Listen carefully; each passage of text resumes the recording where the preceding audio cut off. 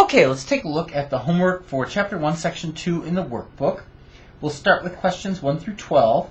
As you can see, the questions are all asking us to find the value, and we'll pick one of those questions out from that section, and that's going to be number 2. In number 2, they're asking us about 2 to the 4th. Well, remember, a power is just a giant multiplication problem, a repeated multiplication, some books will call it. In this multiplication problem, the number we're going to end up multiplying is 2. That's this big number here, which we call the base. And the 4, the smaller number, the exponent, tells us how many times we're going to multiply it together. So 2 to the 4th really means 2 times 2 times 2 times 2. I'm multiplying 2 together 4 times because the exponent is 4. So all I have to do is multiply. I've got 2 times 2, which is 4, times 2 is 8, times 2, which is 16. And that's the answer to question number 2. Now, if we take a look at the second set of questions there, 13 through 24, it's asking us for all of those to write the number using an exponent and the given base.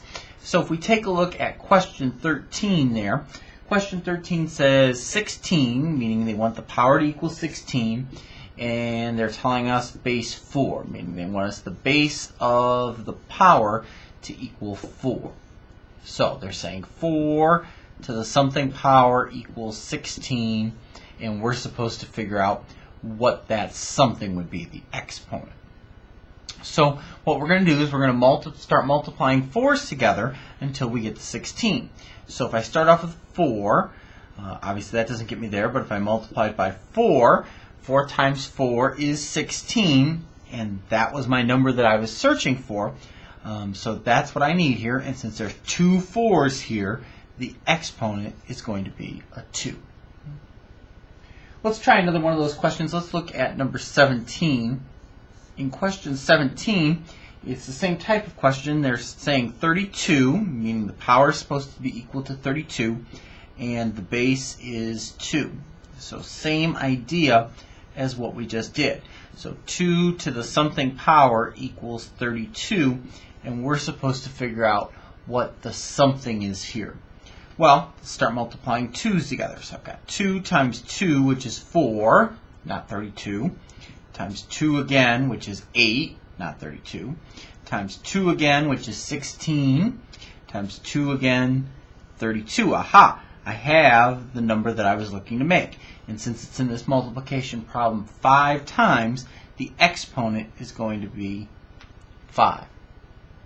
Now, as you can see, we've also got some story problems, and something you're going to hear me say a lot this year. Remember, if it's in the section about whatever, it's probably about that topic. So since these 2 story problems are in the section about exponents, chances are the question has something to do with an exponent. And let's take a look at number 25 there. That's going to be my final question. It says that Damon has 4 times as many stamps as Julia. Julia has 4 times as many stamps as Claire, and Claire has 4 stamps. Write the number of stamps Damon has in both exponential form and standard form. So what they're saying is write it with an exponent and write it just as a regular old number. So we were told that Damon has 4 times, keyword times, multiply, as many stamps as Julia. And Julia has 4 times as many as Claire, and Claire has 4. So as you can see, the problem that's generated is 4 times 4 times 4.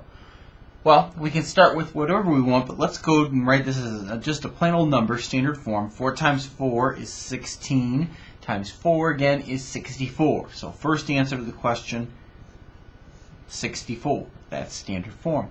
They also want us to write this as an exponent.